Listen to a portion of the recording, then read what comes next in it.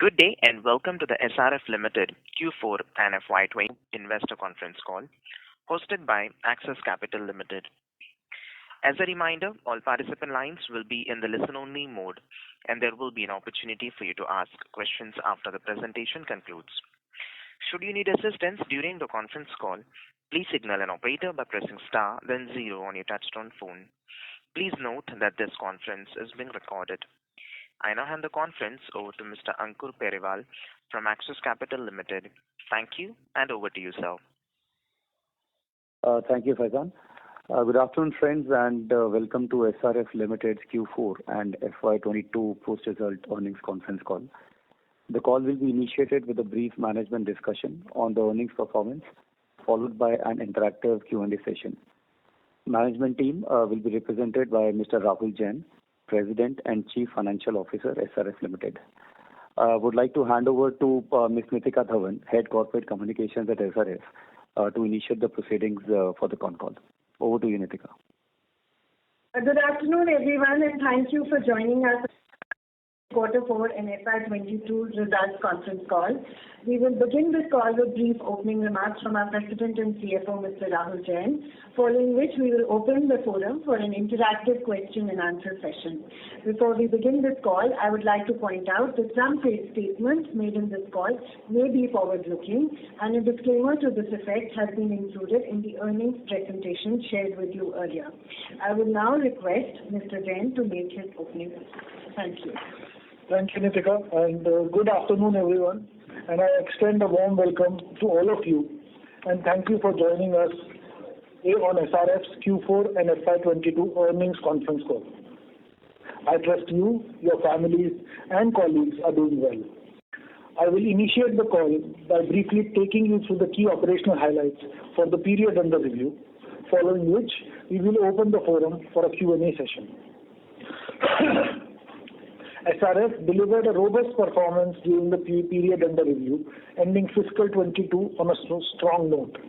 We achieved notable growth in all our segments, with our chemicals business performing remarkably well. In Q4, gross operating revenue increased by 36% YOY to 3,549 crore. EBITDA grew 46% YOY to 944 crore, translating to an EBITDA margin of 27%.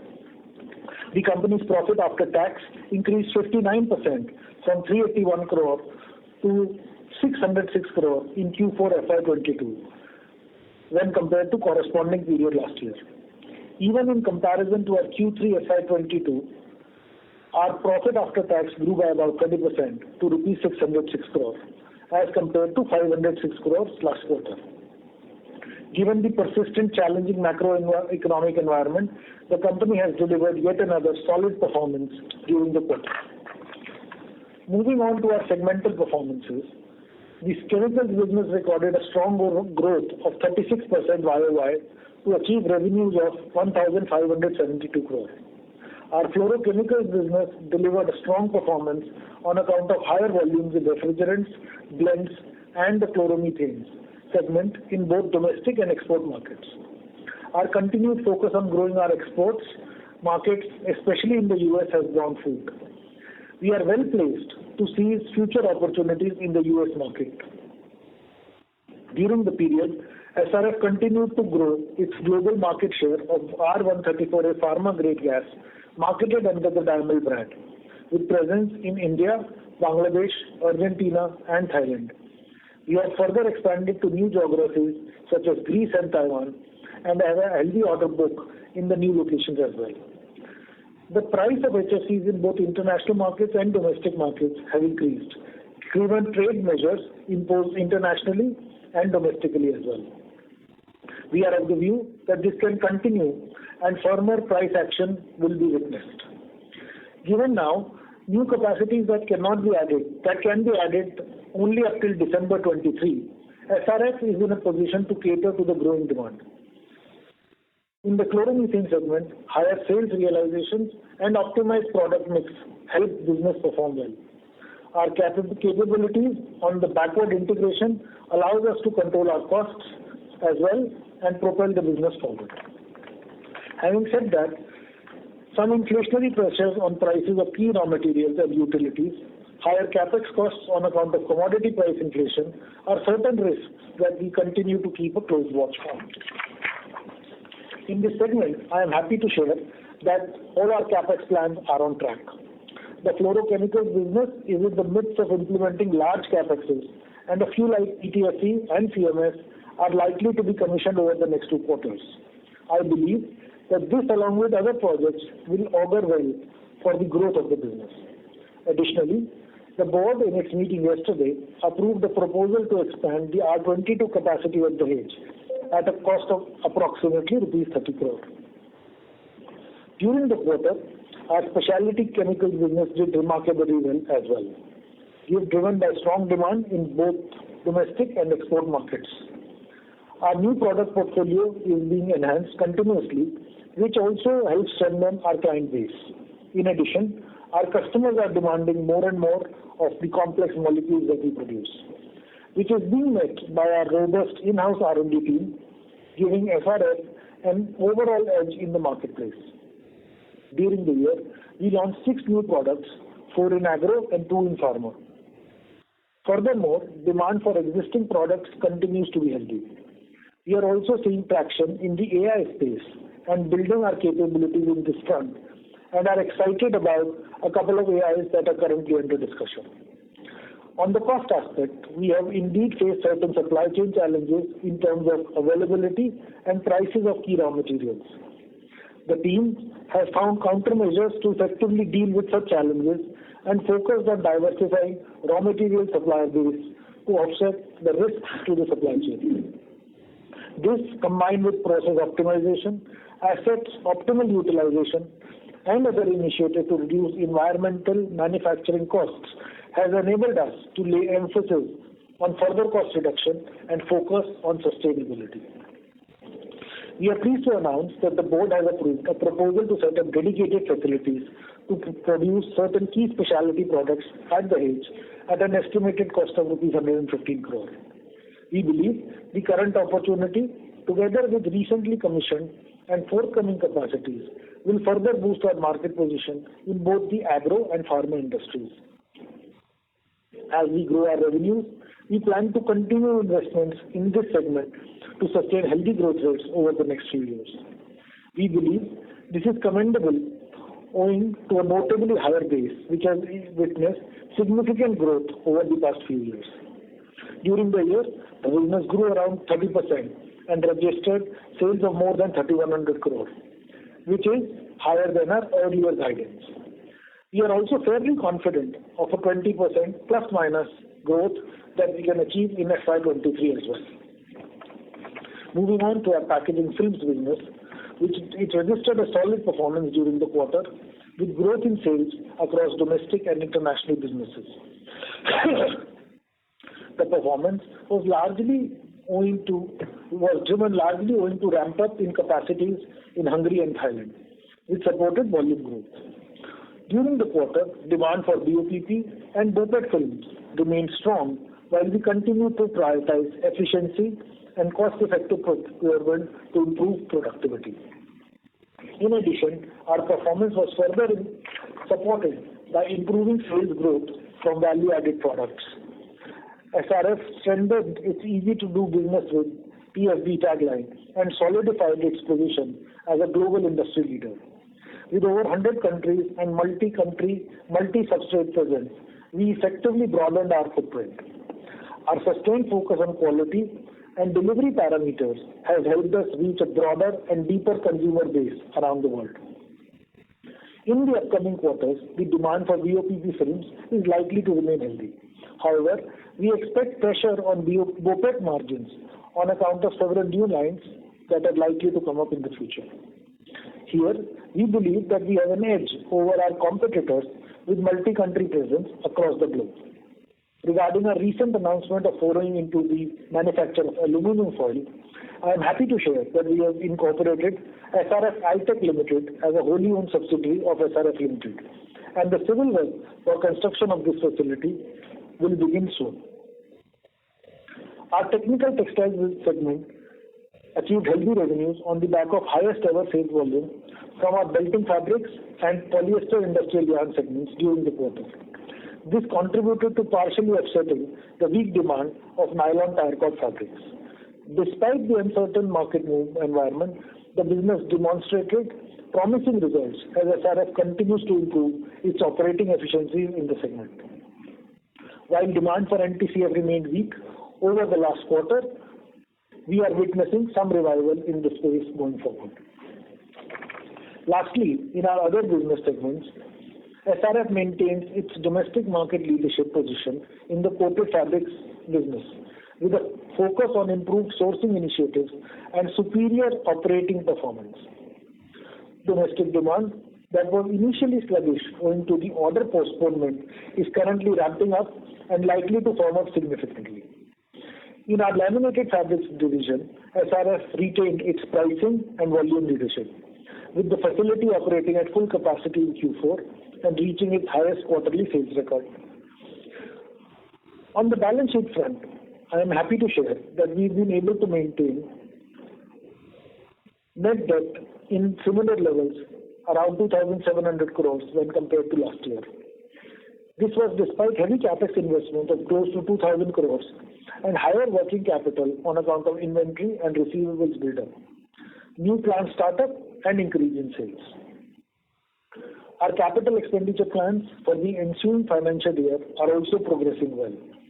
We envisage an additional capital allocation in the range of 2,500 to 2,700 crores during FY23. Most of these capexes will be funded through internal accrual and cash generations. While there may be some additional debt that may be required, it could range only between 200 to 300 crores over FY23.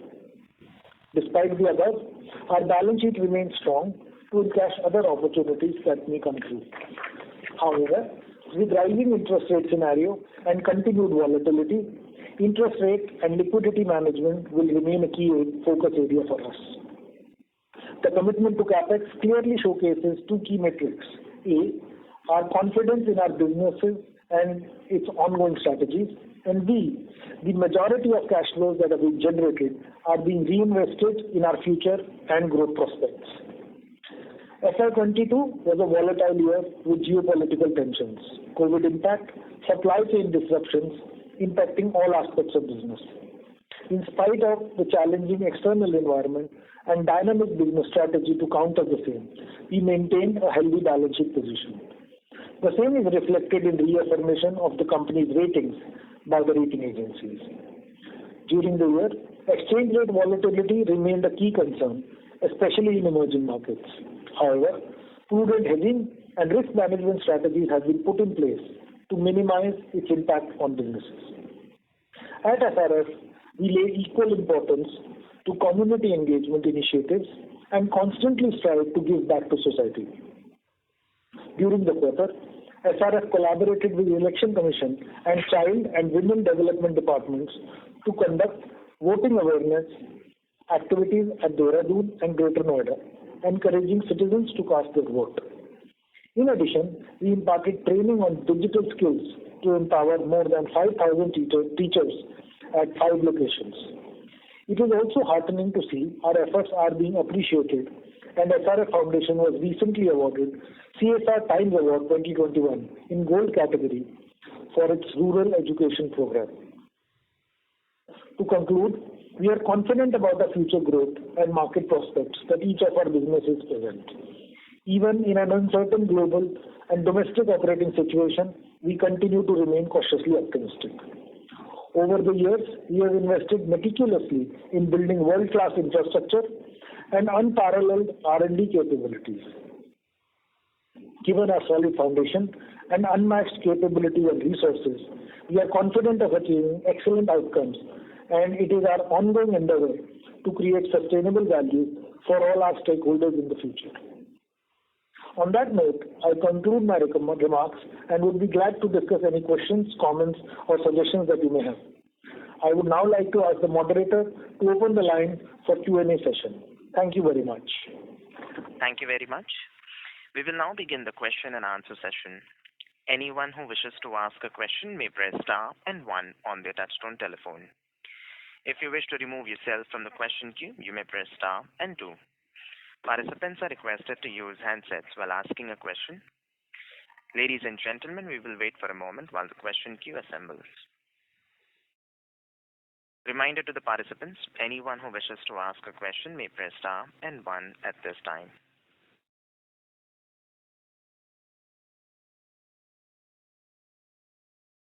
The first question is from the line of Rohit Nagraj from Emkay Global. Please go ahead. Yeah, thanks for the opportunity and good afternoon, Rahul, sir. First question is on the packaging film business segment. You indicated that on BOPET we may feel some pressure in terms of margins because of the new lines coming up. Just wanted your perspective, given that there is a volatility in polymer prices currently because of high crude prices. Will there be any impact on the demand side? And given that the post-COVID high... I'm unable to hear you clearly. Could you lift the handset and talk? Yes. Is it better? Yeah, it's much better, Rohit. Thank you. Yes. So I was talking about packaging film business, that given that there is a crude related volatility, is there any demand impact, and given that the post-COVID demand is now normalizing, are there any indications that demand is relatively stabilizing and probably may have impact because of the higher pricing environment? Thank you. Thanks, Rohit, for your question, and thank you for understanding. The point that you make in terms of volatility on crude, certainly there is some volatility on crude. I think what we've been able to do, Rohit, is take strategic sourcing decisions. We've taken multiple positions in terms of where we are from our key raw material perspective, PP and MEG for our BOPET films, and PP resin for our BOPP films. So we've taken multiple initiatives on that side. Yes, there is some volatility. But again, I think the market does price the films based on the delta of the basic raw material. So I don't think that is too much of a worry. The second question that you have raised is with respect to the pricing or the demand for PET and PP films.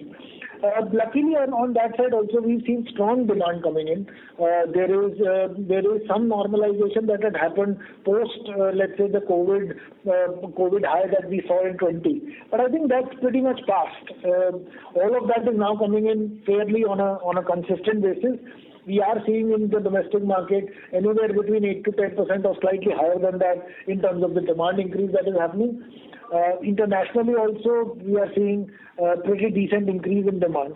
So I don't think demand is an issue, but yes, pricing, logistics, and some of those might be a small issue that we are tackling. Right, got it. This was really helpful. So the second question is again on the technical textile business. Now, in Q1 and Q2, we had a EBIT run rate of almost 130 crores.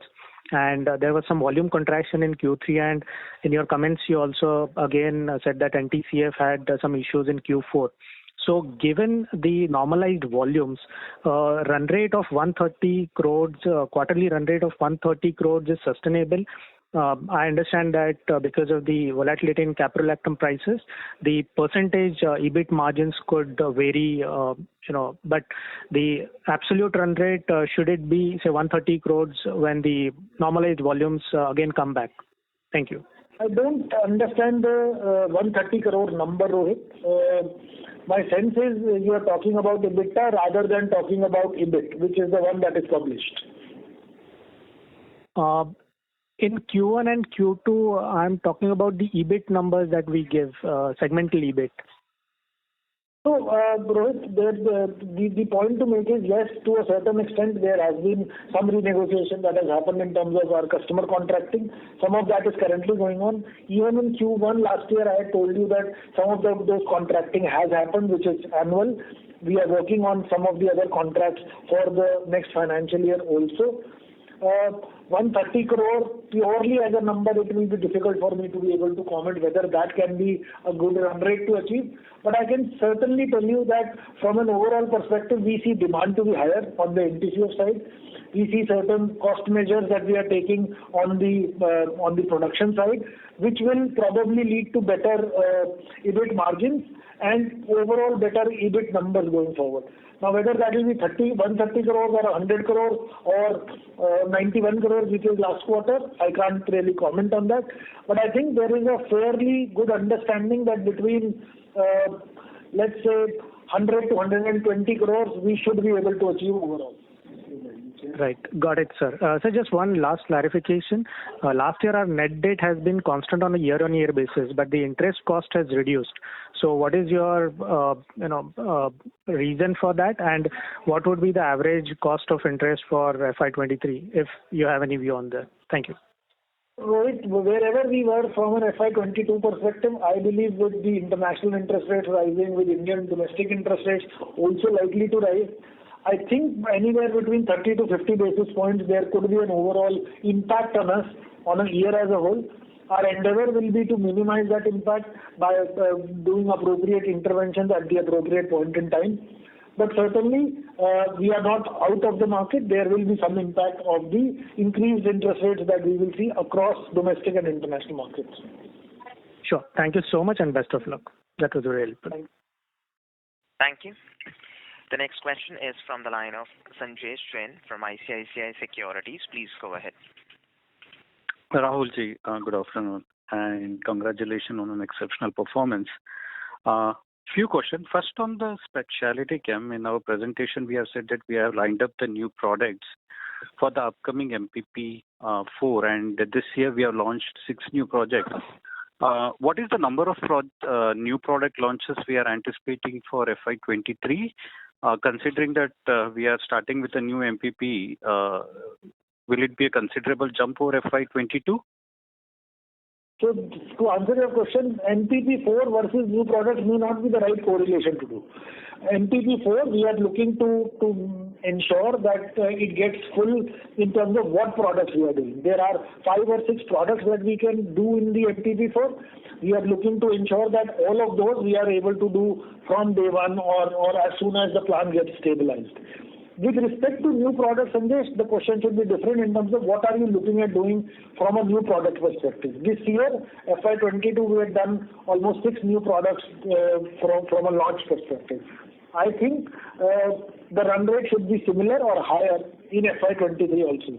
But I don't think there is a need to link it to MPP 4. Okay, so you're telling irrespective of MPP, we will be launching the product? Yes, please. Okay. No, that's fair. That's fair. Second, on the refrigerant gas, for FY22, what was the utilization rate for us, for particularly HFC, and with this 30 crores of debottlenecking capex of R22, how much more capacity will be able to adding in there? So roughly speaking, across HFC, 70-75% would have been the overall utilization. Given Q1 was slightly tight, what we saw, there were certain technical things that we had also witnessed. All of that is now past us. We are now running at full capacities for almost all of our HFCs. The second question that you've asked in terms of R22, I think the debottlenecking that we are doing with the 30 crore capex is roughly in the range of about 2,500 to 3,000 tons per annum, largely captive in nature is what we are looking at. Okay, for the MSC mostly you're telling, non-MSC use. Non-MSC uses, which could be sales or also internal consumption. Got it. So it is fair to assume that for next year we have enough capacity as a whole in the ref gas to grow even on the HFC side because of the weaker first half in FY22. That is a right way to think, right? Most certainly. We have, let's say, additional capacity available. We had also commissioned in December a new plant for our HFCs. So all of that has happened and therefore there will be more capacity available to utilize in FY23 than it was in FY22. Fair enough. So last question from my side. We have given a guidance of 2,500 to 2,700 crore for FY23 capex. Can you help us with the breakup for this capex? And number two, why a separate company for an aluminum foil? That's it from my side. So to answer, first 2,500 to 2,700 crores, I think roughly in the range of about 1,700 crores to 1,800 crores would be the chemicals business. Roughly within that, I think 11 to 1,200 crores is fluoro, and the balance is specialty. Some of those that are running, as well as some of those that are in progress. The other largely is the PIY and the technical textiles debottlenecking and the value chain capex that we are doing, plus some other capexes with respect to the packaging film business and Altech, as well as the BOPP line that will come up in July. So that's more or less the breakup of the 2,500 to 2,700 crores.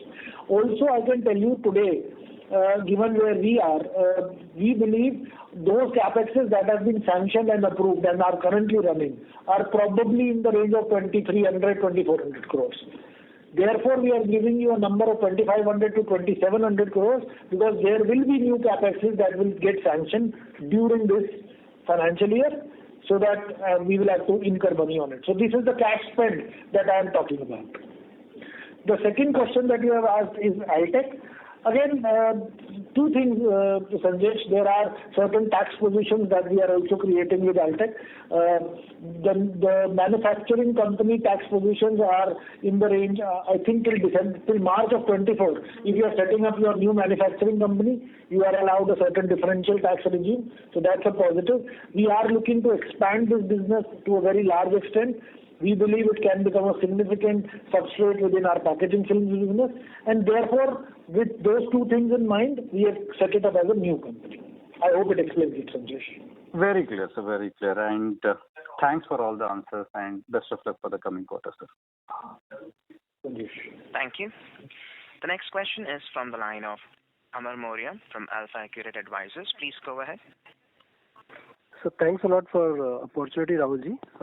My first question is basically on the specialty chemical. You indicated that this year as a whole we did a 3,100 crores kind of a revenue. So does this include the chlorinated chemical part, or this is excluding only the, pure specialty? What chlorinated chemicals are you talking about? So basically MEG or wo jo sab hai, that is it included into this? Hello? Amar, I think there is a confusion. We don't do any MEG. This is purely specialty that I am talking about. Total turnover of the chemical business being 5,200 crores roughly for the year FY22, out of which roughly, let's say 3,100 crore is specialty, which effectively means that the total turnover is 60% specialty, 40% fluoro, which includes ref gases and industrial solvents. So basically that is what I'm trying to understand. Industrial solvent is not part of this. 3,100 crore is a pure specialty, fluoro specialty chemical, right? Absolutely. Okay. Industrial chemicals is always a part of the fluorochemical business, which is the ref gas plus industrial solvents. Okay, got that. And secondly, sir, in terms of the guidance we are talking about, 20% growth rate. So what I'm trying to understand is that, now given that, the kind of new orders your competitors are getting, so is that the intensity for you also in the specialty fluorochemical business is increasing largely from the agrochemical perspective? I would end up saying, Amar, that there is pretty good traction for us from the AI space, agrochemical space, and even the pharma teams have been strengthened to meet the growth requirements for the specialty chemical business. You've seen us invest significantly, almost on a every quarter basis. We are sanctioning new plants. There is the 115 crore capex that we have recently sanctioned. The MPP4 is also something that is coming up very, very soon, and we are looking to take that up. The PIP, which is a pharma industry intermediate plant, is also something that we have recently done, and we are working on putting that up probably in the next 6-8 months. So all of those are in good shape. We are facing let's say, a bit of a demand positive from the agrochemical side. That's something that I believe is a positive. The other thing also is that the number that I told you, 20% plus minus, is also based on my current order book, my current positioning. We are starting the year, and those variables are there. So when I go back last year when we were talking about a 15 to 20% growth, you've seen us deliver a much better number even this year. So based on our current performance, based on our current order book, we are kind of projecting this growth going forward. I am hopeful that we will be able to beat the number again. Okay. That is what I wanted to understand from you. Thanks a lot, sir. Thanks a lot. Thank you. Thank you very much. Yeah. Thank you. The next question is from the line of Ankur Periwal from Axis Capital. Please go ahead. Yeah, hi sir. Thanks for the opportunity. So first question on the specialty chemical side, and partly in a way you agreed. You just answered. So the growth. Could be a bit louder. I am kind of unable to hear you. Sorry. So the 20% plus growth guidance that we are giving in, and I'm putting in context. Earlier we had mentioned that pharma business should be increasing in terms of overall contribution within specialty chemical. So this the 6 product launches that you talked about. Is the growth largely driven by the existing products, either in agro or pharma, or the newer ones also will be a bigger contributor here? So, Ankur, I would say it this way, that there are new products that we have launched over the next, over the last 12 months, 18 months.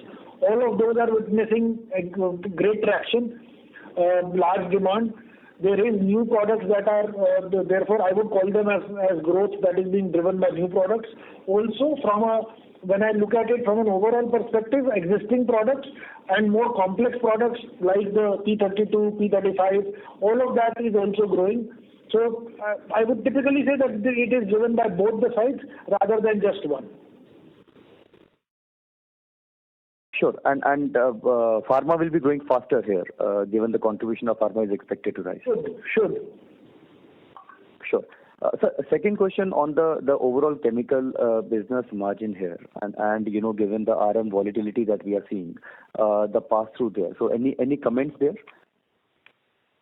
So I would say you are right, Ankur, that there is a small issue in terms of the fact that specialty chemical business is a contracted business. I would say we have kind of passed through about 20 to 30% of some of our increased costs through to our customers. Over the next, let's say, 6 to 12 months, we believe this number can go to 60-75% in terms of the pass-through of costs. That will certainly come through. But again, I think it's the contract, it's the long-term relationship that we are more worried about or more concerned about for it to get maintained. And some small adjustments that we need to make from a margin perspective, we are pretty much happy to do.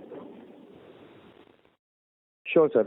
Just a clarification, if I look at our, let's say, H2 margin, wherein the ref gas pricing, the efficiencies there have helped the chemical business margin per se. So we were give and take 22% in the first half, which increased to around 30% in the second half. So will it be fair to say, given the gradual RM pass-through and given the longer term relations there, broadly on a full year basis, we should be sustaining these numbers? It is pretty much possible, Ankur. Q4 margins are roughly in the range of about 30%, 32% if I look at it. Q3 was about 29%. So there is a delta there. From overall chemical business perspective, I think we can look at better margins going forward as well. Sure, that's helpful. And sir, just one clarification. On the ref gas side, you said for the full year, we are operating at 75% utilization. Was that number right? 70-75%, depends on gas to gas. Sure. So there is a volume uptake there, apart from the 15-16% capacity which comes in. Great, sir. That is helpful. I'll get back into the queue. Thank you. Thank you, Ankur. The next question is from the line of Kumar Saumya from Ambit Capital. Please go ahead. Yeah. Hi, sir. Good evening. So most of the questions have been answered. So just a couple of data points. So what was the contribution of refrigerant in the overall chemical segment? Contribution of refrigerant in the overall chemical segment. I would have to calculate it. It's not a data point that I have readily available with me. But my sense is it would be probably in the range of 38 seconds. Calculator. Give me the calculator. So we are at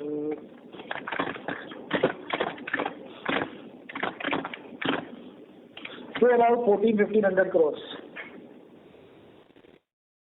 Okay. In the overall, so if you want to calculate it like that, 1,500 divided by 5,200, say about 30%. Okay. And sir, what was the India's contribution in the packaging segment, sir? How much did the India's capacity contributed in the packaging revenue? You have the standalone numbers. Look at them. Okay. Yeah, got it. Sir, thank you. That will be all. Thank you. Thank you. The next question is from the line of Madhav Marda from Fidelity International. Please go ahead. Yeah, hi, sir. Good afternoon. Thank you so much for your time once again. I just wanted to understand that our capex number, I think last year we were doing about 1,500 to 2,000 crores. It's been up this year. How much of that is an impact just of higher steel and cement prices, etc., which is impacting our capex investment this year? Very, very difficult question to answer, but I can tell you that steel prices have risen very, very significantly. Stainless steel, PVDF, cement, or to a very low extent, that more from a, let's say, when I look at it, the chemicals or exotic materials, those prices have gone up very, very significantly. I would tend to say that it depends on project to project. But commodity price inflation is probably having an impact of anywhere between 8 to 15% on our projects on an overall basis. And when I'm talking about this is not just... the point, Madhav, is that those capexes that you have had sanctioned 1 year ago, 1.5 years ago, have had that kind of impact. Those that you are sanctioning now are effectively taking into account all of those price inflations that have come in. Right? So it's a very difficult question to answer, but yeah, my sense is anywhere between 8 to 15%. Got it. Understood. And secondly, on the chemical margins, I think you indicated that, if I understood right, we can maintain these margins for FY23, the 2H margins, they can sort of remain here. Did I get that right? If I would have been a predicting man, I would have given you the exact number, but yeah, in that range we could. Okay, got it. And sir, the refrigerant gas demand supply environment continues to remain healthy, I'm assuming, currently in the world? Absolutely, both domestically as well as internationally. Okay. We have little material to sell. Understood. Okay, sir. Thank you so much. Thank you. Thank you. The next question is from the line of Surya Patra from Phillip Capital. Please go ahead. Yeah, congrats for the great set of numbers, sir. Thank you, Surya.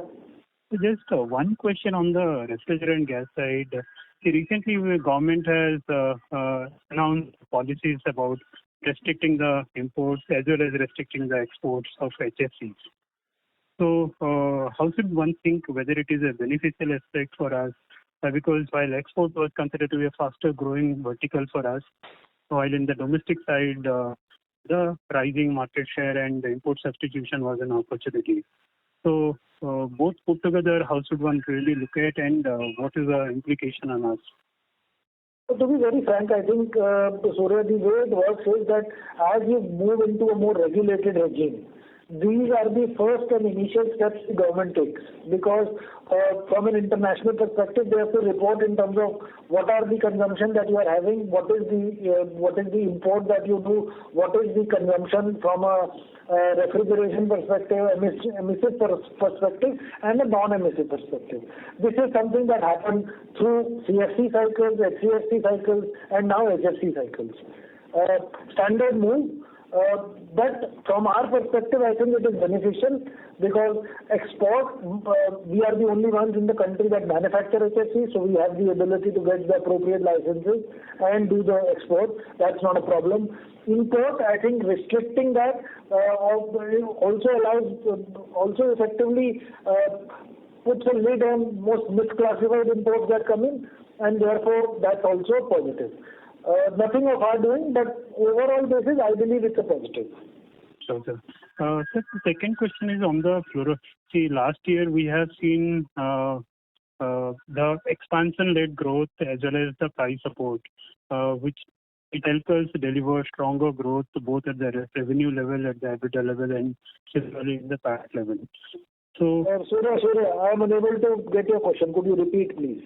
Last year, FY22, financial performance was supported by two things. One is the expansion, obviously, across segments, as well as the strong pricing situation. Going ahead, generally, sir, I am asking for all the businesses because the similar price trend that we have been witnessing. So, going ahead, if the prices are likely to remain flattish or to some extent subsiding, then along with that, the whatever capex expansion plans that is going on. So, considering those, what is the likely growth indication that one should have, and what implication on the overall margin scenario that SRF should be looking at? It's a complicated question to answer, Surya, because you cannot answer it from a company as a whole perspective. Each segment behaves separately, depending upon some of the, let's say, the margins coming, or let's say the prices coming down, or commodity price inflation that we have talked about coming down. There will be some impact in terms of our sales prices, which will also lead to some of the impact in terms of our costs coming down. Logistics, power, raw materials, lactam, be it for that matter, fluorspar, all of those will also come down. So my sense is we can still sustain margins. We can still do a good job in terms of the overall position of the company. Yes, there may be some better positions to be able to take from a capex perspective, and some of those capex costs that have kind of gone up a bit coming down. We may be in a position to announce more capex as some of these high elements start to percolate or come down. Hopefully, that should be the way to look at it. But very complex to answer from a company-wide perspective. Each business behaves separately or differently because given the nature and size of the business. Okay. So I hope it explains. Yeah, yes, sir. Certainly complex situation. So on the specialty chemical side, sir, if I just can have a sense, last year's performance of 30% growth, I think that was an excellent performance, and it has been back to back. So whether the price-led growth is also a kind of an important factor here. With what-led growth? Price-led. Specialty chemicals business has had some price benefits, but I think the margins would have been better had commodity prices or raw material prices remained lower than what we had assumed. So yes, to a certain extent, I would say we have passed on some of the commodity price increase, but probably less of it, and over FY23, some of that will also happen. Okay. Sir, just less of price related, but more of volume. Yes, sir. So just one clarification on the specialty chemical business side. Whether on the gross profit side, it's a kind of around 80% margin scenario? Can't comment, Surya. Okay. Just one. The business to business, sorry to, and again, I don't go into contribution position because that's. Sure, sir. So just one question. This is the operator. Sorry to interrupt you, Mr. Patra. May we request that you return to the question queue for follow-up questions? Ladies and gentlemen, in order to ensure that the management is able to address questions from all participants in the conference, please limit your questions to 2 per participant. Should you have a follow-up question, we would request you to rejoin the question queue. The next question is from the line of Atul Tiwari from Citigroup. Please go ahead. Yes, sir. Sir, again, just one question on the capacities in the 2 key businesses. So could you just update us on the total ref gas capacity and total packaging film capacity as of now, and how these are broadly increasing over next 2 years? Oh, Atul, I have told you so many times. You want it again? Sir, you keep on expanding capacity all the time, so it's difficult to keep a track with your kind of growth. Hello. Just one second, Atul. Yeah.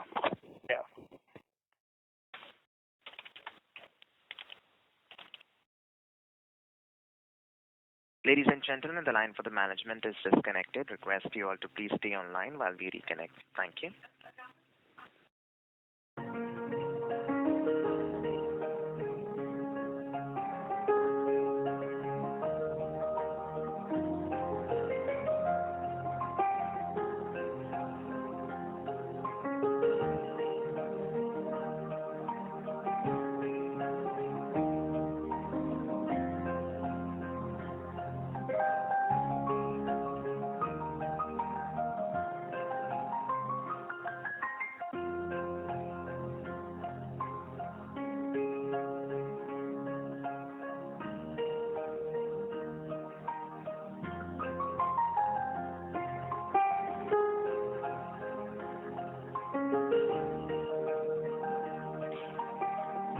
Ladies and gentlemen, thank you for patiently waiting. The line for the management is reconnected. Thank you, and over to you.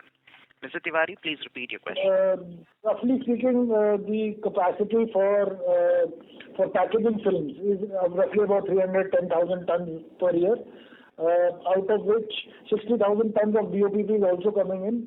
The total capacity that we will have will probably by the end of this year become 370,000 tons. Okay, sir. And packaging. Yes, and on the ref gas side, sir, same numbers? So the ref gas 32, we have a total of about 14,000 tons, 14,000 tons. 134 is roughly about 20,000 tons. There is the swing plant also that's there, so it can be plus minus 4,000 tons. 125 is about 7,000 tons. 22 saleable with both the Dahej and Bhiwadi is roughly in the range of 17,500. And probably also another 25,000 tons for total for 22. So that's how the capacity is. Okay, sir. Thanks. Sir. Thank you. The next question is from the line of Sumant Kumar from Motilal Oswal. Please go ahead. Yeah, Rahulji. So you said the S2 margin is going to sustain for a specialty chemical and polymer segment. So going by the overall FY22 margin for chemical and polymer is coming around 26.7. So can you talk about the next couple of year margin sustainability of the chemical and polymer business? Rough idea. Sumant, can I interrupt you? Yeah. Polymer segment खत्म हो गया, तो अब chemical business ही रह गया. There is no polymer left here. Sorry, chemical business. Yeah. Now ask your question.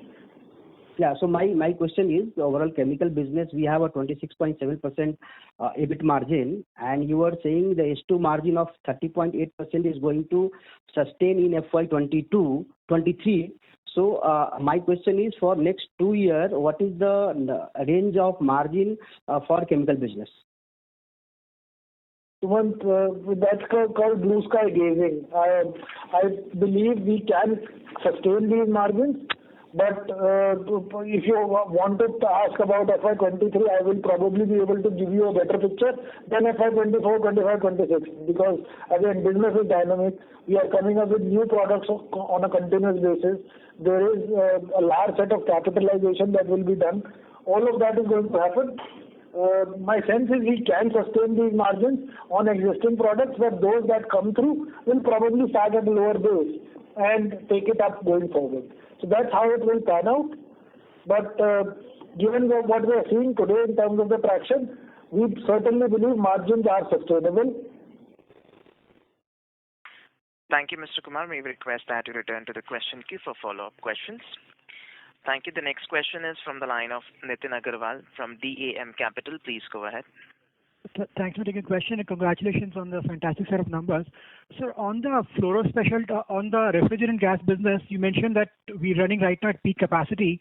So, sir, now when you look through the next few quarters, the growth is going to be incrementally volume driven? Is there any volume growth possibility, or it's going to be largely pricing driven growth from here on, from the base of Q4? I said that we are currently at peak capacity. I was talking more like April, May, rather than the available capacity from an FY23 perspective. When you compare FY23 to FY22, we will certainly have additional capacity that will come through because, as I said during the call as well, the total efficiency in terms of capacity available versus utilization would have been in the range of 70-75%. So yes, there is additional capacity available. We also have the the 15,000 ton HFC plant that is coming in, but probably towards the end of this fiscal. That will also add to additional capacity. 23 and 32. Thank you. Okay. Thank you. We'll take the next question from the line of Abhijit Akella from Kotak Securities. Please go ahead. Yeah. Good afternoon, Rahulji. Congrats on a great set of numbers. Thanks for taking my call. Thank you, Abhijit. Just two from my side. First one was on the raw material cost pressure in the fluoro specialties business. If it's possible to share any sense of roughly how much that might have impacted margins by in 4Q, and can we, as you mentioned, you expect to see at least 60-70% recovery of that in the next couple of quarters. So can we expect that to improve the margins further? Over the year, Abhijit, my sense is roughly about 30-35 crores could have been the number in terms of had we been able to pass on all the costs in terms of EBIT or EBITDA from a specialty chemicals business perspective. Hopefully that is one of the reasons we are saying that we could be better off in terms of when we negotiate new contracts with the customers, which is also giving us that positive. Abhijit? Yes, that's very helpful, sir. Thank you. And the second question I had was with regard to the refrigerant market scenario. You spoke a little bit about the factors that have led to this sharp increase in prices over the course of the last year or few quarters. If you could just help us understand your perspective on how all these drivers are shaping up at this point in time. Are they still? Does everything still remain the way it was? Or what changes are you seeing, if any, at the margin? Thank you so much. Well, two or three things, Abhijit. I think these factors that I have spoken about are not one-time factors that we are looking at. These are more in the nature of, let's say, sustained positions that the regulators have created. I don't see some of these going away. And the bigger part here, Abhijit, also is that there are no new capacities that are getting added. India is probably the only one who can add capacity till December 23. Other than that, China, there are no new capacities that can be added. So, to my mind, prices will remain here or get firmed up only. That is how we are looking at it. Obviously, there can be, again, the world is today very hot with inflation, right? As this inflation comes down, there may be some demand negatives that come through. If that happens, there will be a negative. But I don't see that happening in current scenario. Thank you so much, Rahul. Thank you. Ladies and gentlemen, please limit your questions to one per participant. Should you have a follow-up question, we would request you to rejoin the question queue. The next question is from the line of Arjun Khanna from Kotak. Please go ahead. Thank you for taking the question and congratulations. Great set of numbers, sir. I think there's only one question. Yes. So since it's just one question, I'll just ask it. It's on the fluoro polymer side. So essentially on the PTFE plant, are we on schedule? We had earlier talked of maybe getting the plant on stream by September, October, November of this calendar year. The second part to that question is for the R22 expansion of 30 crores. I assume that would be for TFE, which are using in PTFE. If you could just talk about it, what are our capacities and potentially how do you see the fluoropolymer business shape up? Thank you. Arjun, long question. I understand that the question is regarding when does PTFE start up. I think it is October 22 when we are looking to get the PTFE startup done. With respect to R22, when we were doing our overall balance in terms of saleable material, the market demand for non-emissive uses, also from our own captive consumption, not just for PTFE or TFE perspective, but also from the specialty chemicals business, we found that there was a small gap. The 30 crore capex is largely a reactor where the downstream is available for us to be able to increase the R22 capacity. I'm not sure if I've been able to answer the full question that you had, hopefully. Sir, just one more in terms of the fluoropolymer or in terms of PTFE. So initially you're talking of 6,000 tons. So just want to understand, is the utility, etc., capable of doing more if you have probably a phase 2 maybe a few years down the line? Arjun, maybe we speak separately. I am not able to hear you very well. It's just very muffled. Mr. Khanna, please use the Sure. handset. Thank you, sir. Thank you. We'll move on to the next question from the line of Ranjit from IIFL. Please go ahead. Yeah, hi sir. Thank you for taking my question and congratulations on a good set of numbers. The question is on the spec chem side. So in the past, we have been a bit conservative and have been alluding that the base is increasing and so the growth has to be kind of a tapering off. But despite on the 30% growth, we are still confident enough to give a 20% growth guidance. So just wanted to understand where are you getting this confidence from? And second bit of question would be on that now it's already at 3,100 odd crores of spec chem revenues. And as the base kind of gets increasing, how do we see diversification into this particular segment? I understand that we are getting a bit more into pharma and becoming a bit aggressive. But agri and pharma, are we looking at any new age segments to diversify this particular segment? Thank you. Ranjit, I am a bit confused as to how to answer your question. When I tell you 15-20%, you are disappointed. When today am telling you 20%, I am very confident of you are saying where is the confidence coming from. I am a bit disappointed with the question, Ranjit, but let me still try and answer it. The fact is, what we have looked at in terms of being able to answer your question is what is our current order book, what are the new products that we have launched over the last 12 to 18 months in terms of the traction that they are building, and how are we looking at existing product and expansions. The MPP4, which is scheduled to get commissioned very, very soon, we are fairly confident of building that up and getting it to peak capacity very, very soon. So all of those things are a positive from our side, which is giving us the confidence. Hopefully, given where the business is, we should be able to do a better job even than what I've talked about. So that's where the confidence is coming from. You are absolutely right when you say that there is good traction in pharma that we are witnessing. Yes, that's true. We are also looking at and are very excited about a couple of AIs that we are working on. Hopefully, that should also come on stream, and we should be able to bring that up as some of our key products for the future as well. That's how the confidence is coming in, Ranjit. But maybe we speak separately about the confidence issue that you are facing. Sure, sir. My question was morely like the comment was largely that one should also see this 20% growth on a more conservative side. I hope I have answered it appropriately, Ranjit. Sure, sir. Thank you. And the second one was more on the diversification front. In addition to pharma and agri, are we also looking at the new age businesses?